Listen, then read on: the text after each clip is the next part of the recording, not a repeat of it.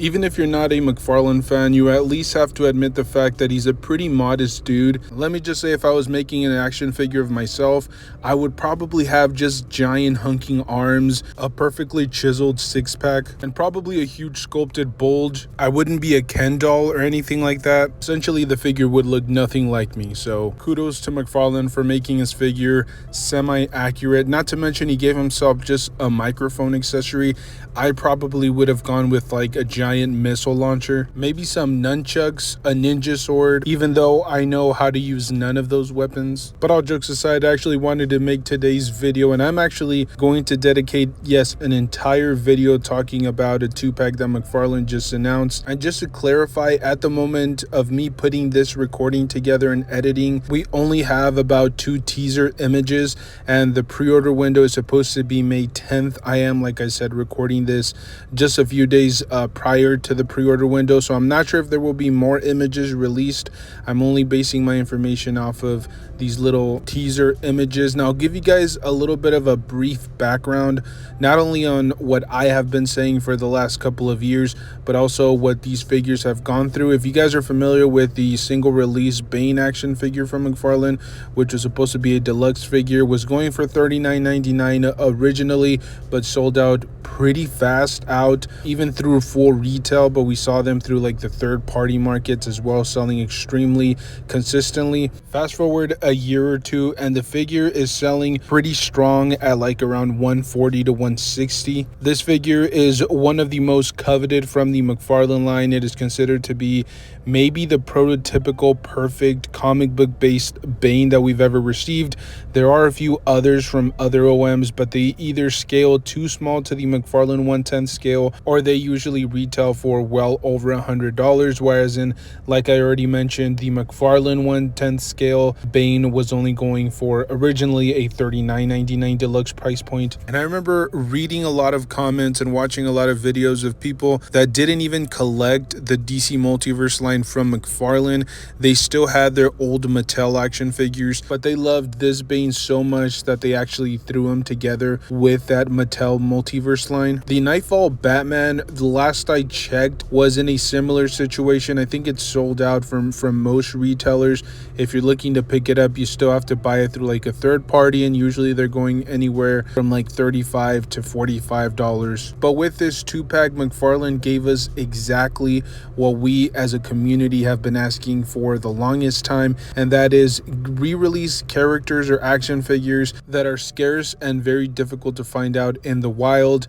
And if you do decide to re-release a figure that maybe isn't as scarce, but if you're going to have to re-release it for budgetary constraints or for budgetary reasons, then at least add something new to our display. And that's exactly what he did here. Not only is that Bane coming with a slightly different paint deco, but it is coming with fisted hands, which, if I'm not mistaken, was a huge issue that collectors had with the first Bane action figure. On top of that, the Batman that is included in this 2-pack is not just a re-release. There are some minor little and very subtle differences. For example, you do have, if I'm not mistaken, those are new hands. You have a new head sculpt, and then potentially some body damage. As I said, I'm going off of the teaser images, so I'm not 100% sure, but I believe that is a brand new head sculpt. And somewhere in the leg there was supposed to be like a tear in the Batman suit. And this is something that we have been pleading from Mcfarlane, and that is, if you're going to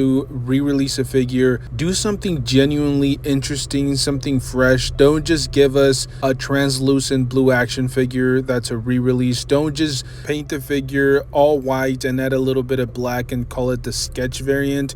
We've also seen action figures that are just gold plastic. That's all that is. There's really no paint. It's just an entire figure that has one boring monotone color. And as I said, this is exactly what we want. If you're going to give us a Knightfall Batman, even though one of these suits isn't source accurate, but you can give us a black and gray deco, a blue and gray deco, and then now we're getting the battle damaged version.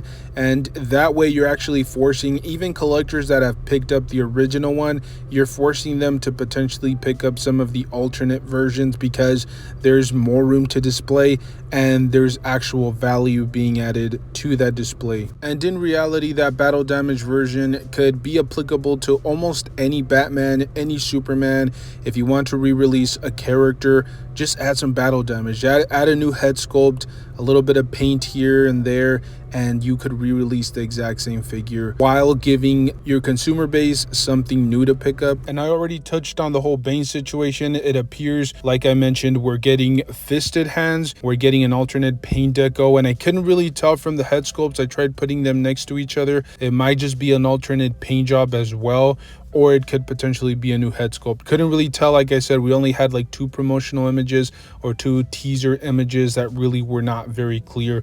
Regardless if we're getting a new head sculpt or not, like I said, most people missed out on this figure, and it's just one of those figures. And I feel like a lot of the deluxe figures that are comic book based, that are highly sought after by the community, are going to get picked up, not just because people are collecting the DC Multiverse from Mcfarlane, but there are other lines that are similar. We have people that collect the Beast Kingdom figures, for example, the Hot Toys, the SH Figuarts, people that are still stuck on the whole Mattel hype train from back in the day. So a lot of those deluxe figures or other figures that scale a little bit differently that you can kind of throw into multiple different displays, people are definitely going to pick up. And this is one of those figures that, just in my personal opinion, will have the potential to sell out again. So definitely keep an eye on it. I don't have a price point as of this moment, but just basing it on what the Kilowog 2-pack went for, which I believe was $69.99. I think this one will be a little bit lower just because this is a re-release Bane. It's not a new figure. There's no new sculpt work here. It's just a re-release of the original one. I would bet that this is going to be closer to like that $70 to maybe $65 price point. I'm not going to bet too much on the 60, even though that sounds more relatively consistent with the line. I'm going to lean more towards that $65 to $70 price point, which, by the way, is what Kilowog was going for anyways. And hopefully they throw in some extra accessories, some extra little value, maybe an action figure stand. And I really couldn't tell if this particular Batman came with cloth goods. Even if he doesn't, oh well, but if he does, just another added bonus for this 2-pack. I'm very curious to see what the community has to say. Like I said, this is just my personal opinion, my personal take. I wanted to dedicate an entire video of me just rambling on this 2-pack because I'm very excited. I missed out the first time. I kind of saw a pre-order window maybe open for like 5 seconds. I clicked on it and it was there. I tried checking out and then it completely sold out on me. I was not expecting Bane to be that popular of a character, especially since we've had, for example, Clayface and Man-Bat and a lot of these other characters that are deluxe that I thought would sell out. This one, I thought those were kind of a barometer of where this particular character would be, but unfortunately it was the complete opposite. I was wrong. It sold out incredibly well, and I'm not taking for granted the fact that Mcfarlane is giving us yet another shot at this figure, and hopefully you guys or people that didn't have or don't have the original get a second chance at this. And by the way, I wouldn't even be that surprised if this isn't the last time that he reverts to reusing this body mold. I still think that there's potential way later down the road, maybe like in a couple of years, for it to be re-released.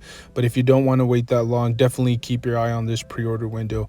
So let me know your thoughts down below. Thank you guys so much for tuning in. Stay safe out there. Continue to enjoy the hobby, the most important thing about all of this. And I'll see you guys in the next one. Thank you.